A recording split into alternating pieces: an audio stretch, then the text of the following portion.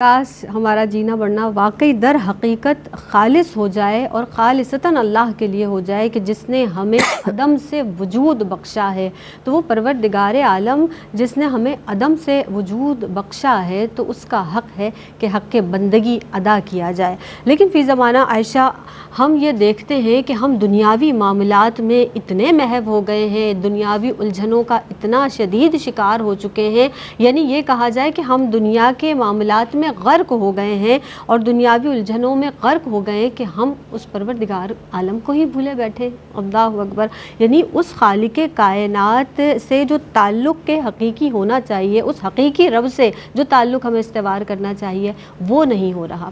کیا کہیں گی اس حوالے سے؟ اعوذ باللہ من الشیطان الرجیم، بسم اللہ الرحمن الرحیم، صلی اللہ تعالی علی خیر خلقہ محمد وآلہ واصحابہ اجمعین۔ بہت شکریہ زینب، بہت خوبصورت انداز میں آپ تعلق باللہ کے حوالے سے روشنی ڈال رہی تھیں۔ اللہ رب العزت کا بے پایا شکر ہے، اس کا احسان ہے کہ اس نے ہمیں اشرف المخلوقات بنایا ہے۔ جب اس نے ہمیں اشرف المخلوقات بنایا، تمام مخلوقات میں افضل بنایا، تو اس کے ہم پر کچھ حقوق ہیں جنہیں ہم حقوق اللہ کہہ سکتے ہیں۔ لیکن بدقسمتی ہماری یہ ہے کہ ہم اس وقت دنیاوی زندگیوں میں الجھ بیٹھے ہیں۔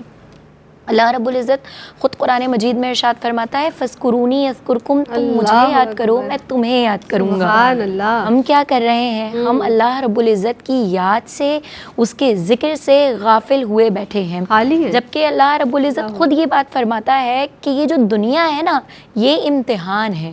جس طرح ہم اپنی پوری زندگی میں جب تعلیم حاصل کرتے ہیں، پڑھتے ہیں، تو سمجھ لیں کہ ہم جب کوئی بھی کلاس میں پڑھ رہے ہوتے ہیں تو پورا سال پڑھتے ہیں اور پھر ہمیں امتحانی کمرے میں بیٹھنا ہے۔ اسی طرح یہ جو دنیا میں ہماری زندگی ہے نا، ایک مثال یہ ہمارے سامنے آتی ہے کہ جب ہم پیدا ہوتے ہیں تو ہمارے کان میں اذان دی جاتی ہے، اور جب ہم مر جاتے ہیں تو ہماری نماز جنازہ پڑھائی جاتی ہے۔ تو ہماری زندگی کا جو حصہ ہے نا، یہ مختصر اتنا ہی ہے، اور یہ جو پوری زندگی کا حصہ ہے، یہ ہمارا امتحان ہے، اور اس کا جو رزلٹ ہے وہ ہمیں آخرت میں ملنا ہے۔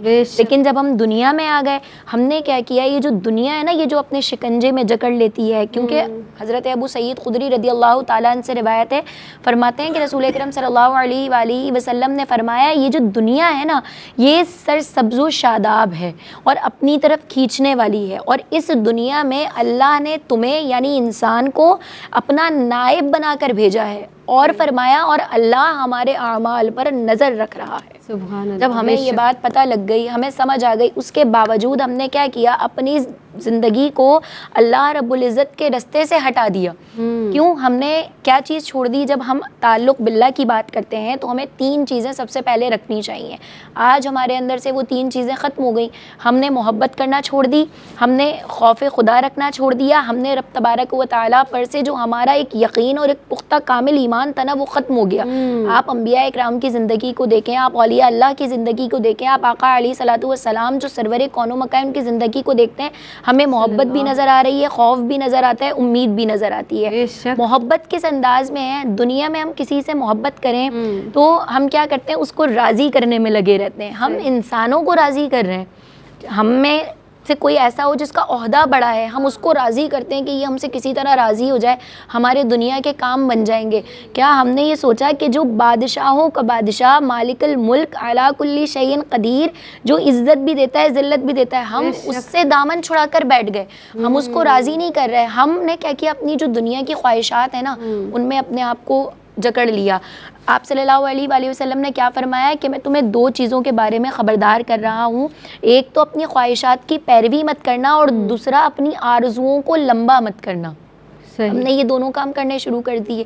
جب ہم نے خواہشات کی پیروی کرنی شروع کی تو دنیا نے کیا کیا؟ ہمیں اپنی شکنجے میں جکڑنا شروع کر دیا، اور جب ہم نے اپنی آرزوؤں کو لمبا کیا تو ہم اس دلدل میں پھنستے چلے گئے۔ محبت چھوڑ دی، خوف ختم ہو گیا۔ رب سے محبت ہوگی تو ہم اس کو راضی کریں گے، پھر راضی کریں گے تو خوف کیا ہوگا؟ یہ نہیں کہ کچھ چھن جائے گا، خوف یہ ہوگا رب ہم سے ناراض نہ ہو جائے، اور پھر جب رب کے ناراض ہونے کا خدشہ ہوگا اور ہم اس کو راضی کریں گے تو ہمیں امید ہے اور پختہ یقین رہے گا کہ اللہ رب العزت ہمارے اعمال پر نظر رکھ رہا ہے، اور وہ یقیناً ہمیں ہمارے نیک اعمال کا بدلہ بہت اچھا اور بہت عمدہ دے گا۔